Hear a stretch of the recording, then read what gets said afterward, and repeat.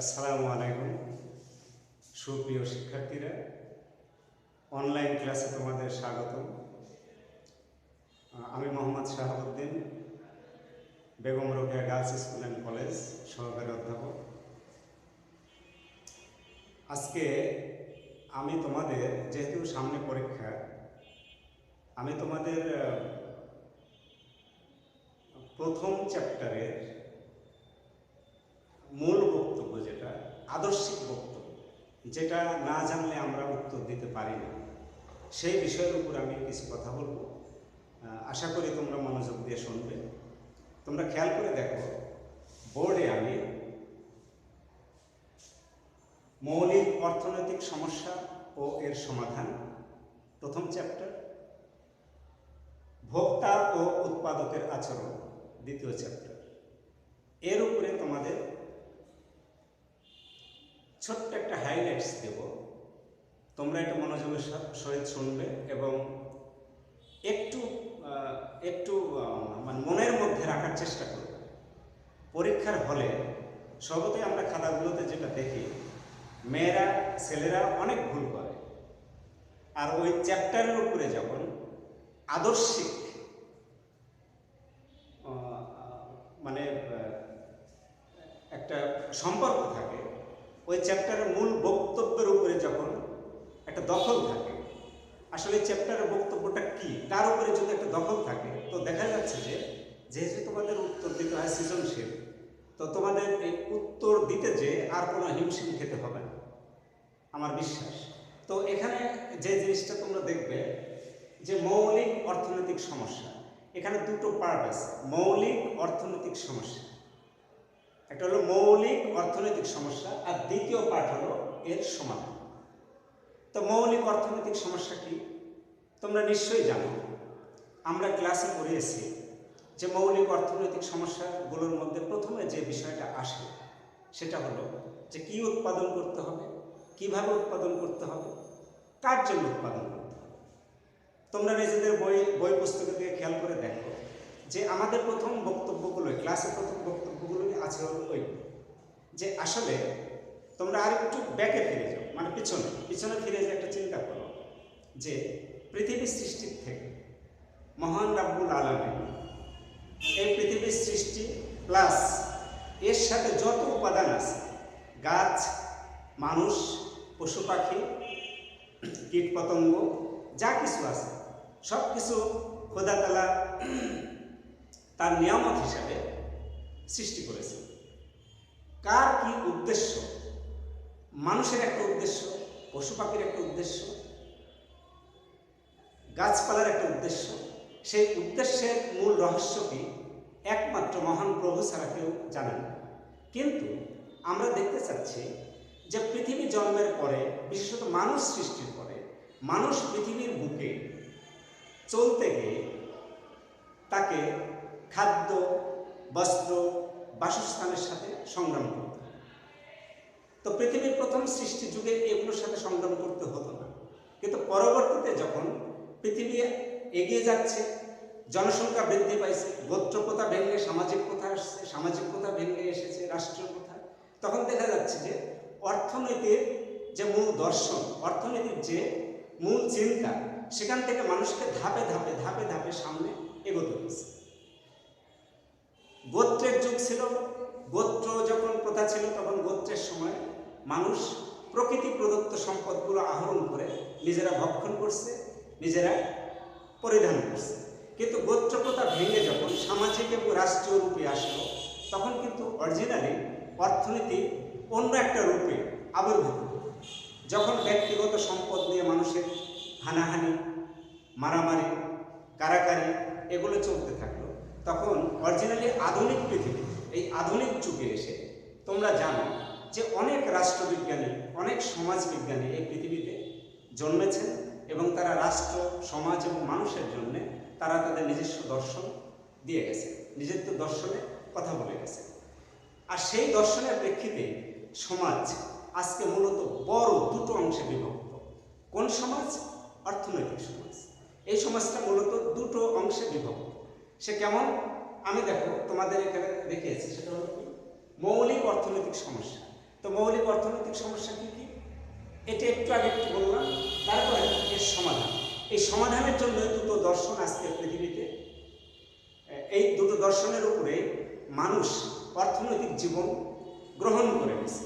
সেটা কোন দুটো দর্শন? একটা হলো পুঁজিবাদী আর একটা হলো সমাজতান্ত্রিক। আসলে বড় বড় অর্থে এই দুটো বাহিরে কিছু নেই। আর যখনই আমরা এটাকে ভেঙে একটু ছোট আকারে ব্যাখ্যা করতে যাচ্ছি, তখন মিশ্র অর্থনীতির কথা আসছে, ইসলামিক অর্থনীতির কথা আসছে, আর অন্যান্য কথাগুলো আসছে। তো ইসলামী দর্শন এটা ধর্মের সাথে সংশ্লিষ্ট। আচ্ছা, যাই হোক, তোমরা পড়েছ যে মিশ্র অর্থনীতি, পুঁজিবাদী অর্থনীতি, ইসলামী অর্থনীতি, তারপর সমাজতান্ত্রিক অর্থনীতি, যাকে নির্দেশমূলক অর্থনীতিও বলা হয়। তোমরা এগুলো ক্লাসে পড়েছো। তো আমি তোমাদের যে উদ্দেশ্য দুটো কথা বলছি, সেটা হলো কি, যে মৌলিক অর্থনৈতিক সমস্যা। তাহলে আমাকে প্রথমে বই অনুযায়ী আমাকে জানতে হবে মৌলিক অর্থনৈতিক সমস্যা আসলে কি কি। তার মধ্যে আমি একটু আগে বললাম কি উৎপাদন করতে হবে, কার জন্য উৎপাদন করতে হবে, কিভাবে উৎপাদন করতে হবে, কার জন্য উৎপাদন করতে হবে। তো দেখো যে কি উৎপাদন করতে হবে, আসলে একটা সমাজের ভিতরে অনেক বড় প্রশ্ন যে কি উৎপাদন করতে হবে, কি উৎপাদন করলে, কতটুকু উৎপাদন করলে, কিভাবে উৎপাদন করলে, কার জন্য উৎপাদন করলে। এই যে একটা রাষ্ট্রের কাছে বড় প্রশ্ন, সমাজের কাছে বড় প্রশ্ন। কারণ একটা সমাজে ধনিক শ্রেণী থাকে, গরিব শ্রেণী থাকে, ছেলে থাকে, মেয়ে থাকে, বয়স্ক লোক থাকে, শিশু থাকে, তারপর শহরের লোক থাকে, গ্রামের লোক থাকে, কৃষিজীবী লোক থাকে, শিল্পজাত লোক থাকে। তাহলে লোকের মধ্যে এই যে মানুষের পার্থক্য, মানুষের ভেদাভেদ, মানুষের আর্থিক শ্রেণীভেদ, এই বিভিন্ন কারণে দেখা যাচ্ছে একটা রাষ্ট্রকে অনেক বড় চিন্তা করতে হয় যে কি উৎপাদন করতে হবে, কোন প্রযুক্তি ব্যবহার করে কিভাবে উৎপাদন করতে হবে, আর কার কার জন্য উৎপাদন করতে হবে। একটা বিশাল সমস্যা। এই সমস্যার প্রেক্ষিতে তোমরা ক্লাসে দেখেছো যে আমরা সুযোগ ব্যয় এবং উৎপাদন সম্ভাবনা এগুলো পড়িয়েছি। আমি এগুলোর উপরে কোনো আলোকপাত করতে চাই না, যেহেতু তোমরা এই ক্লাসে শুধু একটা দর্শন শিখবে। সে দর্শনটা হলো যে মৌলিক অর্থনৈতিক সমস্যা, আর একটা হচ্ছে এর সমাধান। তো মৌলিক অর্থনৈতিক সমস্যাগুলো আমরা জানার পরেই আমরা সমাধানের দিকে আসছি। সে সমাধান কি? আসলে সমাধান হলো, একটা হলো সমাজতান্ত্রিক সমাধান, আর একটা হলো পুঁজিতান্ত্রিক সমাধান। এই যে সমাজতান্ত্রিক আর পুঁজিতান্ত্রিক এই সমাধান, এই সমাধানের মধ্যেই সব কিছু লুকিয়ে আছে। যাই হোক, এটা তোমরা একটু মনের মধ্যে রাখবে। আরেকটা বিষয় আমি বলবো,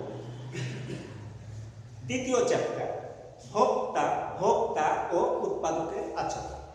খেয়াল করে দেখো, ভোক্তা ও উৎপাদক, আমি কিন্তু ব্র্যাকেটের মধ্যে রাখছি আচরণ কথা। আসলে মূলত এই চ্যাপ্টারের মূল বক্তব্য আসলে ভোক্তার আচরণ কি, উৎপাদকের আচরণ কি, আর ভোক্তাকে, উৎপাদককে। আসলে আমরা স্বভাবতই বুঝে থাকি, আমরা যদি একবারে সরল ভাষায় বলি যে ভোক্তা যারা বাজার থেকে ক্রয় করে নেয়, আমরা এদের ভোক্তা বলতে পারি। আচ্ছা, তাহলে এই ভোক্তাটা কেমন? আমরা অর্থনীতির ভাষায় বলি যে ভোক্তা তাকেই বলা হবে যে উৎপাদিত দ্রব্য কি করবে, নিজের জীবনের প্রয়োজনে ক্রয় করে তার উপযোগিতা নিঃশেষ করে দিবে ব্যবহারের মাধ্যমে একটা দ্রব্যের উপযোগিতা নিঃশেষ করে দেওয়াটাই হলো ভোগ। আমরা অর্থনীতির ভাষায় এটা জানি। আর খুব সহজ সরল ভাষা আমরা যদি বলি, একবারে যেটা প্রচলিত ভাষায়, সেটা হলো যে মানুষ নিজের প্রয়োজনে যেটা ক্রয় করে নেয়, এই যে নিয়ে যাচ্ছে, এই নেয়ার এই দিকটাই হচ্ছে ভোগের সাইড, ভোগের দিক। আরেকটা হচ্ছে যারা উৎপাদন করছেন মানুষের জন্য বিক্রির উদ্দেশ্যে, ওই সাইডটা হলো যোগানের সাইড, ওই দিকটা হলো যোগান। আর যোগান কে দিচ্ছে? উৎপাদক। তাহলে একটা খেয়াল করে দেখো যে উৎপাদকের দিকটা হলো যোগান, আর যে ক্রয় করে জীবনের জন্য ব্যয় করছে এই দিকটা হলো চাহিদা। তাহলে আমরা এই চ্যাপ্টারে তোমরা দেখতে পাবে যে ভোক্তা ও উৎপাদকের আচরণ। তাহলে ভোক্তার আচরণটা কি, উৎপাদকের আচরণ কি? ভোক্তা মানে চাহিদা সৃষ্টিকারী, আর উৎপাদক মানে যোগান সৃষ্টিকারী। তাহলে এখানে আমরা স্বভাবতই জানি যে চাহিদার নীতিটা কি, চাহিদার নিয়মটা কি। একজন ভোক্তা সবসময় চায় যে আমি কম দাম দেব কিন্তু ভালো জিনিসটা ক্রয় করব, আমি কম দাম দেব কিন্তু ভালো জিনিসটা ক্রয় করব। এর উদ্দেশ্য কি?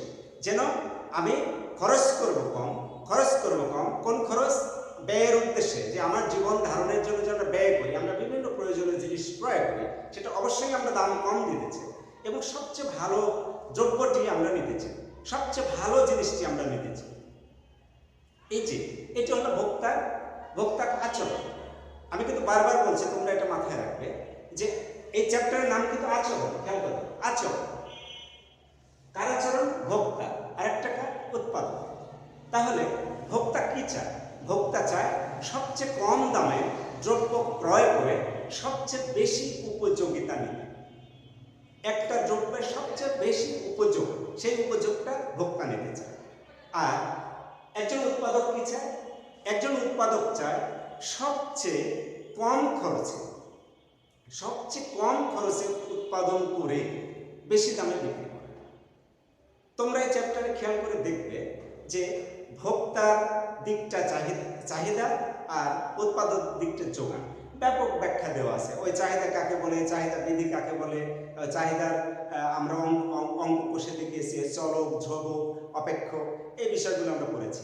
কিন্তু আমি ওই মানে একবারে মানে বিশ্লেষণ করে ব্যাখ্যা আমি যাচ্ছি না। এখানে শুধু তোমাদের একটা বড় আকারে একটা ধারণা দিতে, অনেক বড় একটা ধারণা দিতে এই কথাগুলো বলছি যে ভোক্তা এবং উৎপাদক আসলে এর আচরণটা কি। আমরা যেন পরীক্ষার হলে এই বিষয়টা স্মরণে রাখি যে ভোক্তা চায় সবচেয়ে কম দাম দিয়ে ভালো জিনিসটা ক্রয় করতে, আর একজন উৎপাদক চায় সবচেয়ে কম খরচে উৎপাদন করে বেশি দামে বিক্রি করতে। যখন সে কম খরচে উৎপাদন করে বেশি দামে বিক্রি করবে, তার মুনাফা বেশি হবে। তাহলে একজন উৎপাদকের উদ্দেশ্য হলো, আচরণ হলো মুনাফা বৃদ্ধি করা, আর একজন ভোক্তার আচরণ হলো তার উপযোগকে বৃদ্ধি করা। এই যে দুটো বিষয় তোমরা মাথায় রাখো। এই মাথায় রেখে তাহলে দেখবে যে এই চ্যাপ্টারের উপর যে ধরনের প্রশ্ন হোক, অন্ততপক্ষে প্রশ্নের উত্তর দিতে যে তোমাদের ভুল হবে, যে তোমরা টেকনিক্যাল অনেক ছোট ছোট কিছু ভুল করো, চাহিদার জায়গায় যোগান লাগাও, যোগানের জায়গায় চাহিদা লাগাও, আরো বিভিন্ন ধরনের ভুল আছে। আমার বিশ্বাস তোমাদের এই ভুল হয় না। আর এই যে আচরণের কথা, এই চ্যাপ্টারের মূল আকর্ষণই হলো আচরণ। আমরা আসলে আচরণ দিয়েই ব্যাখ্যা করি। যেমন আমি ছোট্ট একটা উদাহরণ দিই, যে আমরা স্বভাবতই জানি যে চাহিদার ক্ষেত্রে বলা হয় দাম যখন বাড়ে চাহিদা তখন কম, আবার দাম যখন কমে চাহিদা তখন বাড়ে। এই যে বিপরীত সম্পর্ক, এটা কে? তাহলে ভোক্তার মাধ্যমে এই আচরণটা প্রকাশ হচ্ছে। কার মাধ্যমে? ভোক্তার মাধ্যমে। কোন আচরণ প্রকাশ হচ্ছে? দামের আচরণ। কারণ সে যেহেতু ক্রয় করবে, তাহলে দামের সাথে তার মন এবং তার সামর্থ্য সেই অনুযায়ী ওঠানামা হচ্ছে। এই যে আচরণ, তো দামের সাথে দেখা যাচ্ছে একটা সম্পর্ক আছে, চাহিদা। তাহলে আমরা দেখতে পাই যে দামের সাথে চাহিদার সরাসরি একটা বিপরীত সম্পর্ক। আবার যোগানের সাথে দেখা যাচ্ছে যোগানের সম্পর্ক, মানে দামের সাথে যোগানের সম্পর্ক ধনাত্মক। মানে দাম যেদিকে বৃদ্ধি পায়, যোগানও সেইভাবে বৃদ্ধি পায়। আবার দাম যখন কমে যায়, যোগানও কমে যায়। তাহলে এই যে আচরণ, এই আচরণগুলো তোমরা ওই চ্যাপ্টার পড়তে যে দেখবে যে ধাপে ধাপে এই আচরণগুলোই তোমার মানে গোচরীভূত হবে। তো বুঝতে পারবে যে মানুষের এই আচরণগুলোই প্রকাশ হচ্ছে। কোন মানুষের? একটা ভোক্তা শ্রেণী, আর একটা হলো উৎপাদক শ্রেণী। তো আশা করি স্নেহের ছেলেমেয়েরা তোমরা বুঝতে পারছো যে এই দুটো চ্যাপ্টারের মূল দর্শন। এখানে আরেকটা বার আমি বলি ছোট্ট করে, যে এই চ্যাপ্টারটা আমরা পড়ি, এই প্রথম চ্যাপ্টারটা মৌলিক অর্থনৈতিক সমস্যা এবং এর সমাধান। তাহলে আমরা সমস্যাগুলো জানবো, আর সমাধানের জন্য কোন পদ্ধতি আছে, ওই যে আমরা ক্লাসে পড়েছি পুঁজিতান্ত্রিক, সমাজতান্ত্রিক, মিশ্র, ইসলামী এবং। আচ্ছা, আর এই চ্যাপ্টারের মূল বক্তব্য হলো কি, যে ভোক্তা ও উৎপাদকের আচরণ। তো ভোক্তার আচরণ একটি, উৎপাদকের আচরণ একটি। ভোক্তা হলো চাহিদা সৃষ্টিকারী, আর উৎপাদক হচ্ছে যোগান সৃষ্টিকারী। মূলত এই দুটো দিকের, দুটো সাইডের আচরণ ব্যাখ্যা করে আমাদের এই চ্যাপ্টারটা এগিয়ে গেছে। একটা হলো চাহিদার দিক, আর একটা হলো যোগানের দিক। তোমরা দেখতে পাবে যে চাহিদার দিকটা কিভাবে অঙ্ক করে অথবা ওই চাহিদার স্থিতিস্থাপকতার মাধ্যমে আমরা ব্যাখ্যা করেছি। তারপরে চাহিদার সংকোচন প্রসারণ হলে কি হয়, আবার যোগানের দিকটাও তাই, যে যোগানের স্থিতিস্থাপকতা, যোগানের সংকোচন প্রসারণ হলে কি হয় তোমরা পড়ছো, আমরা ক্লাসেও পড়েছি। আশা করি তোমরা আরেকবার পড়লে আমার এই কথাগুলো মনে থাকলে তোমাদের আর কোথাও ভুল হবে না ইনশাআল্লাহ। তো আজ স্নেহের ছেলেমেয়েরা আজ এ পর্যন্তই থাক, আবার আগামী ক্লাসে অন্য কোনো বিষয় নিয়ে তোমাদের সাথে আলোকপাত করবো। তোমরা ভালো থেকো, আগামী অনলাইন ক্লাসে তোমরা অংশগ্রহণ করো। সকলের মঙ্গল কামনা করি। আসসালামু আলাইকুম ওয়া রাহমাতুল্লাহ।